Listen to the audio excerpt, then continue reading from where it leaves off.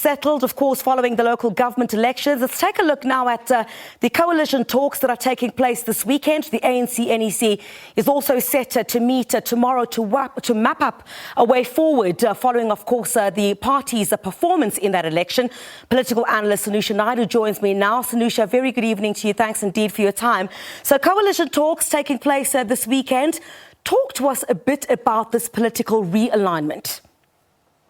Good afternoon, Chriselda, and to the viewers. Well, it's really an interesting dynamic because, in this election, we were talking a lot about how this election has changed the political landscape, the spectrum, and also the kind of ecology of our democracy. So I think in terms of those kinds of dynamics, these coalition talks are now quite critical in terms of how political parties kind of find the right coalition partner.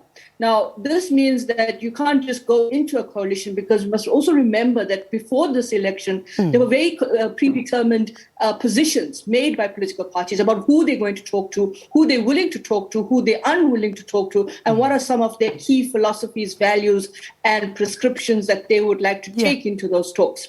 So this is where I think a lot of the ironing out of those differences. I know the president mentioned this in his speech when he was, giving his speech at the IEC Rock when the election results were announced. He talked about coming together and putting differences putting aside differences. But I think the challenge is that there's going to be a lot of tussle in these coalition talks, and the tussle is right now along the lines of whether or not there's a meeting of the minds, there's a consensus around how these coalition talks and negotiations are going to go forward. Are they going to get caught up in, again, the questions of very, very difficult challenges that, say, for example, the ANC and the EFF, will those talks also be aligned to what's happening in Parliament around amending of Section 25 of the Constitution, where there's a deadlock in Parliament over that, the ad hoc committee and their report. Sanusha, can I just come in there?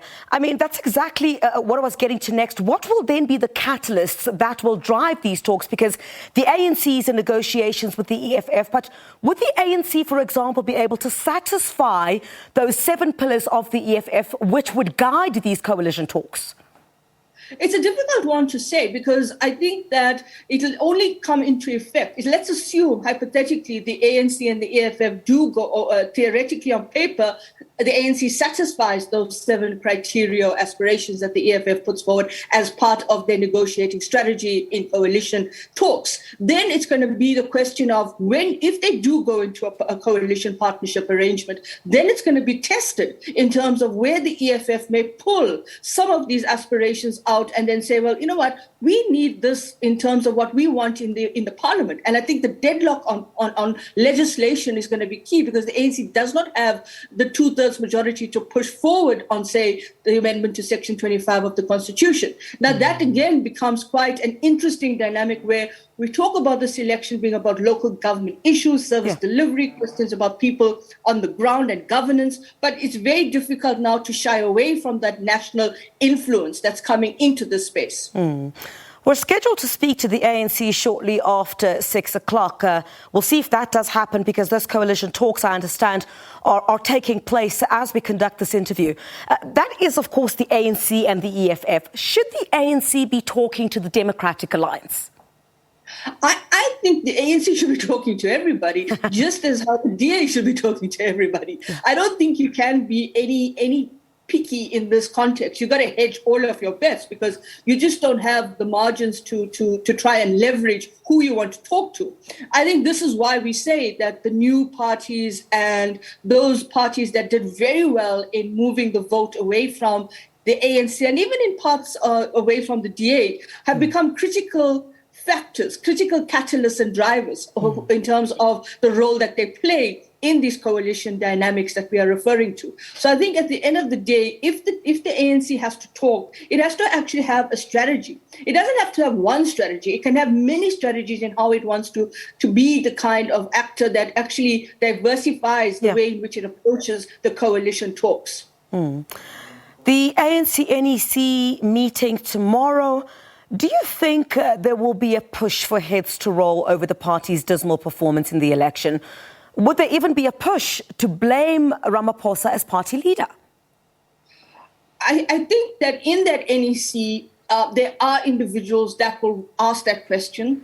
They will raise it. I think right now, it's a very, very sensitive set of issues and discussions that you're going to have around the issues of why, psychologically in 2019, you went below 60%. Psychologically in 2021, in local government election, you went down to less than 50%. The mental mapping of that psychological impact, the visual of that mental mapping is something that, as much as the map could be seen green on the PR vote, but it does have a psychological impact. And I do think it's going to be a conversation. It's going to be a discussion. There's going to be a question of accountability because it also means that the trajectory for 2024 is also hinges on what's going to happen to the party if it starts to slide even further than the 57% in 2019. So I think at the end of the day, the opponents in the NEC, as much as we say that the NEC kind of tips in favor of the president. Yeah. I think that there's going to definitely be challenges, and there's going to be the question of who's accountable for this and who actually needs to take accountability for this. Political analyst Sanusha Naidu, thank you very much for joining us on the programme, of course, unpacking all of that, those coalition talks taking place this weekend, certainly what we're watching over the next couple of days. Let's